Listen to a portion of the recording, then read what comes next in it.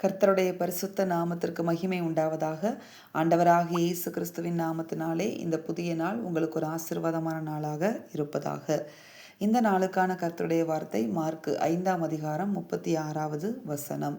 பயப்படாதே, விசுவாசம் உள்ளவனாய் இரு அப்படின்னு சொல்லி ஆண்டவர் இன்றைக்கு வார்த்தையை கொடுக்கிறார். அமேன்.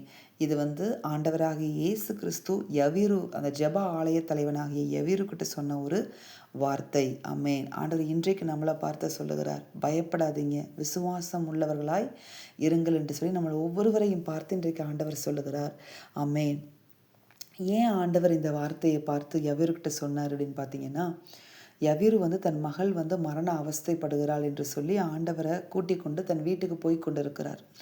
ஆண்டவரும் அவர் வீட்டுக்கு அவரோடு கூட போய்கிட்டே இருக்கும்போது அந்த போயிட்டுருக்கிற பாதையில் சில பேர் யவீருக்கிட்ட சொல்கிறாங்க, போதகரை வருத்தப்படுத்த வேண்டாம், அவன் மகள் மரித்து போய்விட்டாள் அப்படின்னு சொல்லி சொல்கிறாங்க.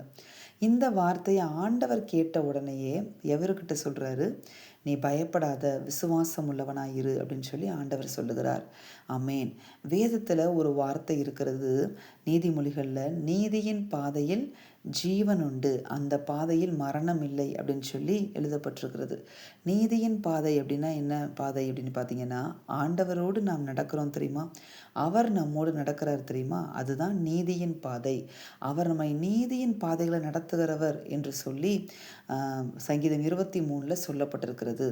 அதே போல தான் யவீரு இங்கே பார்த்தீங்கன்னா ஆண்டவரோடு கூட அந்த பாதையில் கூட நடந்து வந்து கொண்டே இருக்கிறார். ஆமேன். ஆண்டவரும் யவீருவும் நடந்து கொண்டே இருக்கிறார். இடையில அந்த சூழ்நிலை மரித்து போய்விட்டது, அந்த மகள் மரித்து போய்விட்டாள் என்று சொல்லி ஒரு செய்தி வருகிறது.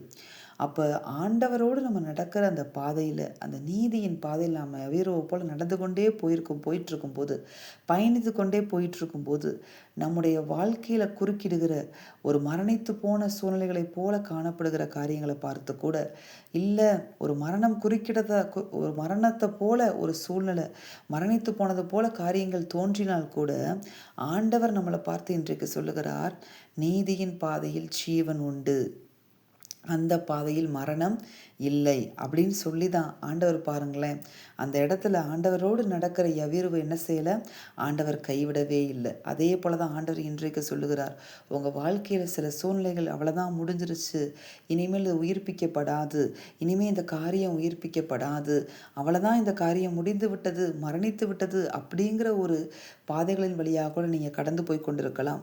ஆண்டவர் சொல்லுகிறார், ஆண்டவரோடு நீங்கள் பயணித்து கொண்டிருக்கிற நபராக நீங்கள் இருப்பீர்களானால் அந்த பாதையில் மரணம் இல்லை. ஒருவேளை யவீருடைய சூழ்நிலையை போல அந்த மகள் மரித்து போனது போல அது காணப்படலாம், முடிந்து போனது போல காணப்படலாம்.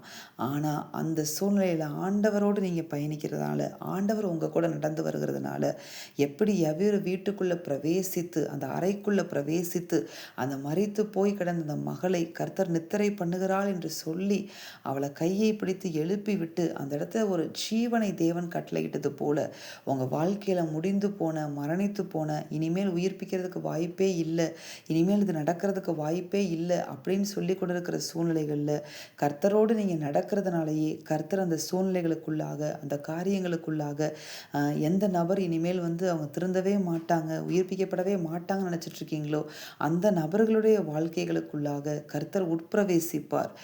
எப்படி யவீரு வீட்டுக்குள்ளே பிரவேசித்தாரோ அதே போல அந்த காரியங்களுக்குள்ள கர்த்தர் உட்பிரவேசித்து ஒரு ஜீவனை கட்டளையிடுவேன் என்று வாக்கு பண்ணுகிறார்.